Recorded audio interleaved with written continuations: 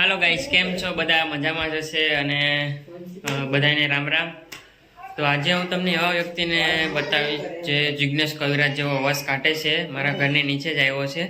તો હું તમને દેખાડું. અને એમનો વોઇસ મતલબ બહુ સારો છે, કેમ કે કંઈ ઘટે નહીં એવો. અને એ બહુ રાજસ્થાન, જૂના રણુજા એવું કંઈક કહે ને એ સાઈડથી આવ્યા છે એ લોકો. અને ગામમાં ફરતા ફરતા હોય ને ગમે ત્યાં,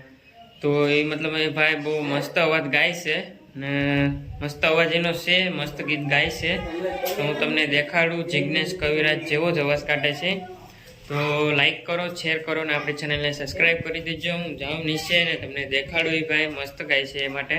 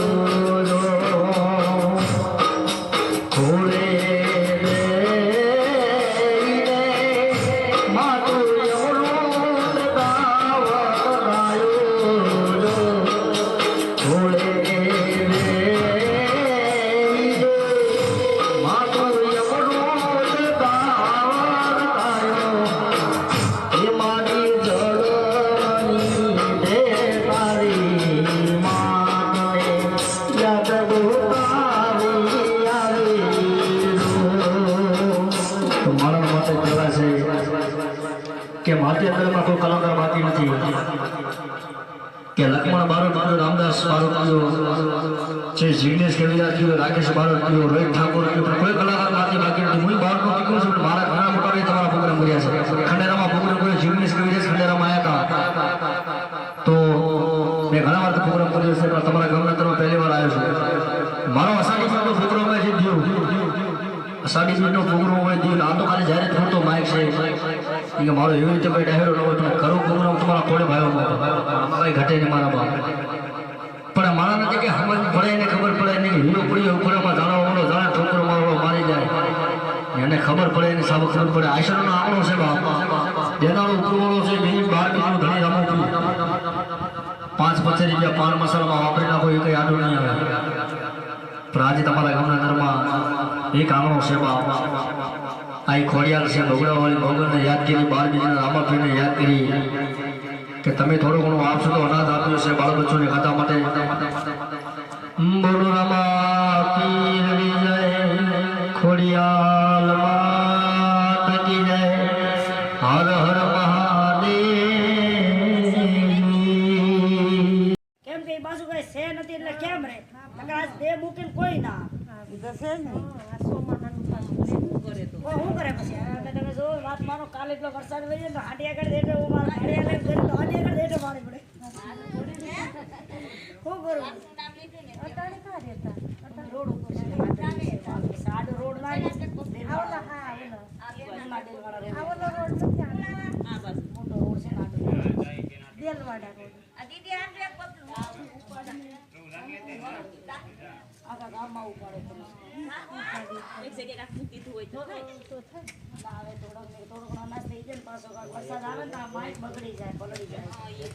પાછો પલળી જાય ને એટલે હમોય ના થાય પાસ દીધું તો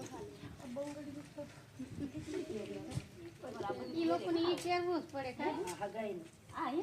હગાઈ તો આપે આ હગાઈમાં પહેરાઈ પૈયાને પહેરવાની પછી